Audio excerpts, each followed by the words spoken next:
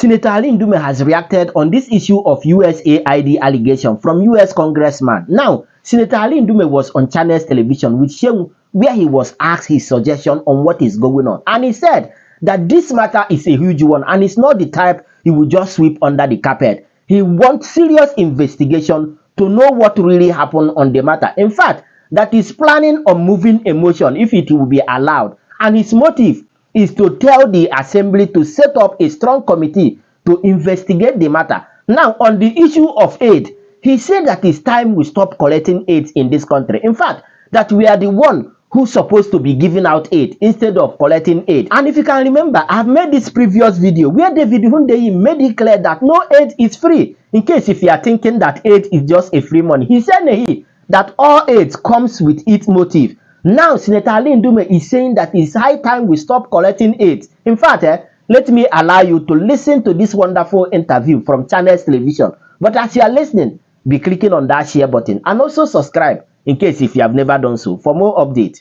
And after that, I'll be back. Let's go. The allegations, perhaps not verifiable at the moment because they're not coming from sources from the American government directly or the agencies of American government, but these allegations coming from a United States congressman, a lawmaker in the United States. How worried are you about those information, especially because Boko Haram as an organization is being mentioned in all of this inquisition? This development is, as you said, is very worrisome, especially because one of the organizations, the terrorist organization mentioned by Scott Perry, is Boko Haram. And Boko Haram has ravaged not only the northeast, but even Nigeria. You can remember Boko Haram bombed the police headquarters and the UN office in Abuja here. And the casualties is enormous. So Nigerian government must be interested, and I'm worried. But the Nigerian security agencies have raised this indirectly several times. And even the Borno State government was wary of the operations of the NGOs. And I remember during the period of Buratai, Nigerian Army got intelligence and even raided at one time the Office of United USAID or United Nations in Maiduguri. You remember that? And there was a time also the governor, got intelligence and raided into one NGO that were training or providing training to some of their staff on how to use guns. And we have been wondering for all these years, where are these people getting this money that they do, besides the raid and the kidnapping that they do? And it's worrisome. And now that the United States congressman came out, Scott Perry, to speak about this, you can't say it's just an allegation. It's more than that. And that's why Nigerian government and the National Assembly especially needs to look into it to verify, investigate and verify the veracity of such weighty, very weighty allegation. You remember what Boko Haram did. I wanted to give the public a remembrance of the figures that we lost. You know, Boko Haram killed several people, destroyed several properties, displaced many people, and then cut off the source of livelihood to most of our people. Statistically, they say it's about 50,000 people have lost their life, but I guess these are the figures that are accountable. But 2.5 million people or above have been displaced. Right now, we have up to 400,000 people from the Bay State, Borno, Adamawa, and Yobe displaced in Niger, Cameroon, and Chad. Even now. And you know, more than 1 million children are out of school in the Northeast, especially the Bay State. The Bay State is Borno, Adamawa, and Yobe. And you remember the case of the Chibok girls, 276 of them were abducted. And up to now, we did not find all of them. We find most of them, actually. And when you look at the figures, it's worrisome. Scott Perry said, at one time they're spending $697 million, and that translates into over 1 trillion naira. And when you see the operations, the modus operandi of this Boko Haram, you're going to think they must be getting their supplies. And you suspect that this could also be funds from USAID, but you cannot say authoritatively if No, they are. no, that is what Scott is doing now, and his subcommittee on DOGED, that is Department of Government Efficiency. They started the inaugural hearing was on Thursday, that is the day before yesterday. What I'm saying is the Nigerian government should be interested. How do you think the Nigerian government should tackle this or handle this? Well, first thing is I'm planning to bring a motion on Tuesday, if allowed, a matter of urgent national importance, to set up a strong committee so that our security agencies like the Office of the NSA, the DIA, the DSS will be involved, because that's part of their responsibility. It's not only internal security.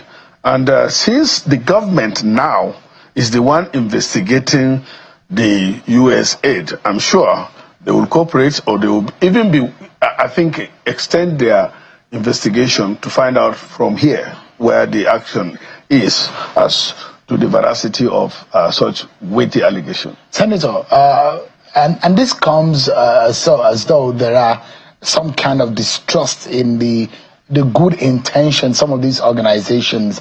Aid funding from USAID and different international funding agency or organization have come to help vulnerable communities, people who are in need of help, scholarships and all whatnot across the globe. But when these kind of allegations come, there are those who will say maybe somehow some governments have used this as espionage on other governments or other countries of the world to advance the interests of their own country. Do you worry that this may also have a link or be some kind of espionage? Well, as I said, it is only through investigation, thorough investigation, that you get to this level. But all I'm saying is that the security and welfare of Nigerian citizens is the responsibility of the government. It is not responsibility of any other government or any other country. So this issue of relying on aids from other countries is not even good for us, because Nigeria by now is supposed to be the one that is giving out aids, not the one receiving aids. So why don't we, I think this is like a wake-up call for all of us to stand up the government. We have everything. We have everything. The only problem is in the leadership. And I think we need to fix that one so that we'll tap into what we have and be contented with it. I remember that in those days, the foreigners are coming here to even teach in secondary school and even primary schools as expatriates. But now Nigerians are struggling to go outside the country and to be slaves, so to say. That is doing some dirty jobs in order to survive. And you see, even Nigerians are struggling to be what they are not. What I mean by that is that most of the Nigerians that you have that are opportune, or they call themselves elites, are not truly even Nigerians, because they are half Nigerians, like you. I'm full blood. No. Nigerian. You have 2 passports. No, I don't. I have one. No. A green. I have green passport. You are a resident in America. I know that. You have diplomatic passport. I can see you are shocked, you know. No. Many of you guys are like that. No. You hold 2 passports. Many government officers hold 2 passports. Do you have a diplomatic passport? I have a diplomatic passport, but I don't have any passport. I don't have any visa in it. I can ask this thing to bring it now. I don't have visa to anywhere. I'm a true full Nigerian, and that is how everybody is supposed to be. Let's make Nigeria work. Senator, so we don't need any aid. And I agree, because I said this on this program yesterday, that Nigeria needs to be respected. I make reference to what Canada and the issue with the CDS and what the NSA said. And there might be some things that are not properly done that may have caused what happened with the CDS and his team that was supposed to travel to Canada. But the big question, as you mentioned, is the fact that we have got a lot that Nigerians need to rely on. But the big question here, the impact of what is being said, whether foolproof or not, the NSA's office, the presidency, apart from what you and your colleagues will be doing in the National Assembly, are there specifics into how this should be handled? First of all, you brought about the CDS drama and how the NSA reacted or overreacted. In the first place, there's no doubt that that is a kind of disrespect to Nigeria. But you have to respect yourself first. If I were the CDS, on their invitation, they invited them. They should have written to them, inviting them. And it is that letter of invitation, I don't know whether they did that they would have used to ask for visa. And it should be clear. If they don't get the visa, they don't go. And I'm happy the CDS is not worried about it. But if you don't respect yourself that much, this is what happens. I can't imagine it. How can the CDS of Nigeria, a country that is known and the most populous and ranked top, and we have been contributing to international engagements, denied visa, and what they wanted to do was to go and attend the whatever of, in honor of the fallen our heroes, that is fallen souls. So I can understand why the NSA was very angry. But for me, as I said, let's be Nigerians. I don't go anywhere, and I'm a senator. For the past 15, 20 years, I've been in the National Assembly. I don't go anywhere. I don't need to go anywhere. Nigeria is my country. We have everything. We don't need to embarrass ourselves. Let me ask you, Senator, what are your people telling you? I see pictures of you with the local communities. And some of the reports that we get on the ground as to the veracity or of foreign influence or backing or funding of this terrorist organization on Nigerian soil. What do the locals tell you as to some of the scraps of information that we could gather? And that's why I said we were suspicious even before now. The CDS, the COAS, the Chief of Air Staff, all of them have served at one time in the theater, what they call it the theater, that is in Borno, Adamawa, and Yobe, which is the epitome of Boko Haram. And they have been suspicious about the activities of the NGOs in those states. Because if you see even their vehicle, they will draw AK-47 and cross it, that there's no gun. But they go to people with gun. And then they go unsupervised. They don't want to account to the state governor. They don't want to account to anybody. I understand they don't even account to ministry here in the Federal Ministry of Humanitarian, where they are supposed to be working together jointly and, reporting. So we have been suspicious of their activities, even though we needed that help. But then not at the expense of the security of our people. As I told you, the statistics we have is that over 50,000 people have been killed. Over 2.5 million people have been displaced. And right now, as I'm speaking to you, we have refugees, Nigerian refugees, in Niger, Chad, and Cameroon for 10 years. And this thing continues unabated. In fact, recently, where I went home, they killed, I think, 6 people as a result of the use of EIDs. They told me that these people came with new Toyota Hilux, and this they call it Samsara, or that, and that are not common here in Nigeria. They have new AK-47, and as I told you, at one time, you see Boko Haram with AK-49 and brand new rifles. And they don't have airport. They don't have a seaport. Why you think that is being smuggled through the...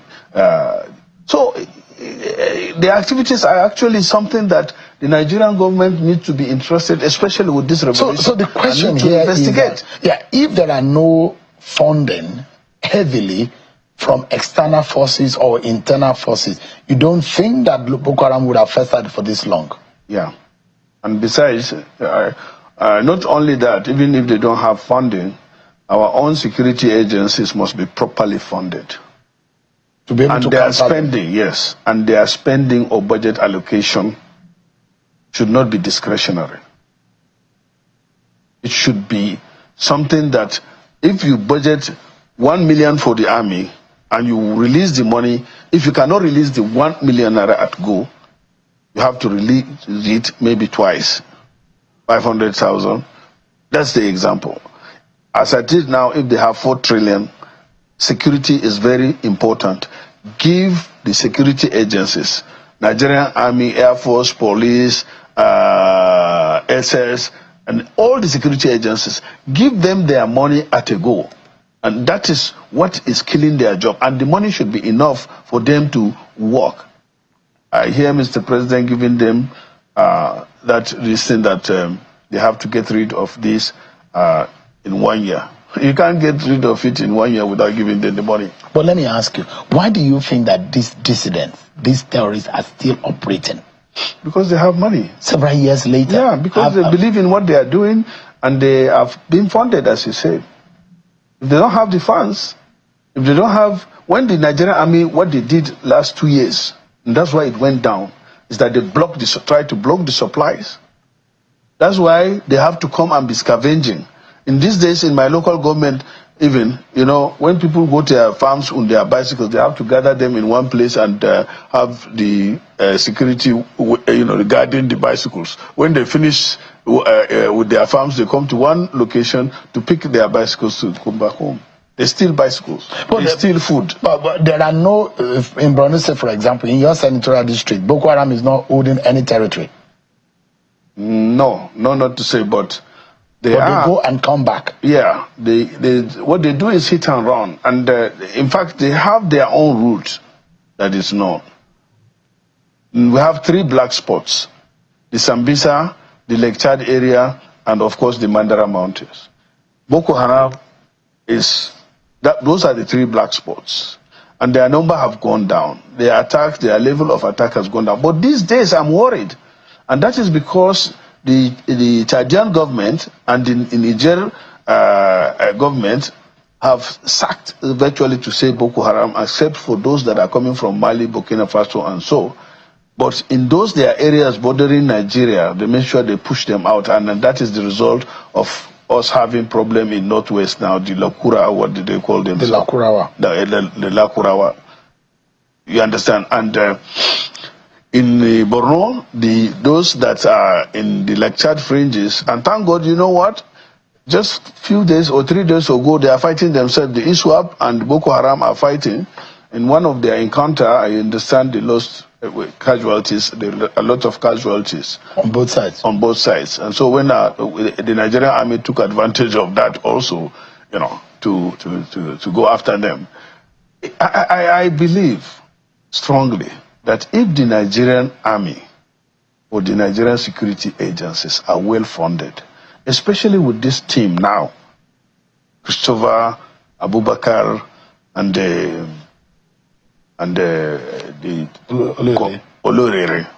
These are people that know that terrain, know what it takes. There have been a lot of efforts by leaders within the region, and I'm wondering, are these efforts really yielding results? I'm talking about northern leaders, religious leaders, political leaders.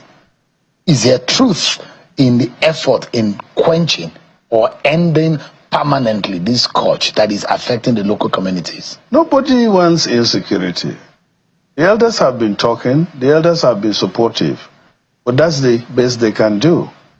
These people are out there, they don't listen to elders. In fact, they kill elders. Some of them kill even their parents. And they're still using innocent citizens in the state, isn't it? They're still converting them for Boko Haram purposes. Well, for that one, we have small incidences of even the repentant Boko Haram going back again. We have those incidences. But normally, the funding has gone down and the supplies have cut off, but even now they still infiltrate the people. I think they recruit more of informants than the foot soldiers now. Their number is going down. Not many people, unlike before when they had a lot of money, they come and rob banks and all that. That time they normally incise people, and as time goes, people understand the public is doing its best in trying to educate the youths and discourage them, and they have seen that this life of being in the bush for all this time without integrating into your society will not help. But as I said, the key is fund Nigerian army. So on a final note, Senator, you look at it, and I'm wondering, those who are funding terror, the government has said it that they will name names of those who are funding terror. They don't name, and that is my particular concern. You know, when Scott Perry mentioned that, I remember that at one time there was a list. Yeah. Under the Buhari government, when Mohammed said there are lists of those who are funding terror in Nigeria, do you know some of these people who are funding them, Senator? I don't know. They said they are very influential people. So, but then to what end are they doing that? I don't know, but and I don't even understand why are they doing that kind of thing. But the most important is that at one time it was mentioned that they even arrested. I think it was this Bureau de Change people that are involved in funding terrorism. Why are they getting the money? Nobody said anything, and that was it. You know, and even those that were arrested, you just hear the arrest and to some extent parade them, and that's it. I think we should be more serious than that in terms of addressing. And our security agencies, I interact a lot with them. They are even frustrated. The Borno model, are you in support of it? Which one? How to cut off the local recruitment into Boko Haram. Yes. Are you in support of the Borno model? The involvement of governors in how you can douse. Of course, what my governor or that of Borno State, and in fact even that of Yobe and the Bay States, they are doing their best in terms of, because they are, of course, they are the chief security officers, but as you can see, they involve the locals, the hunters, and then they do a lot of empowerment, engagement with the youth.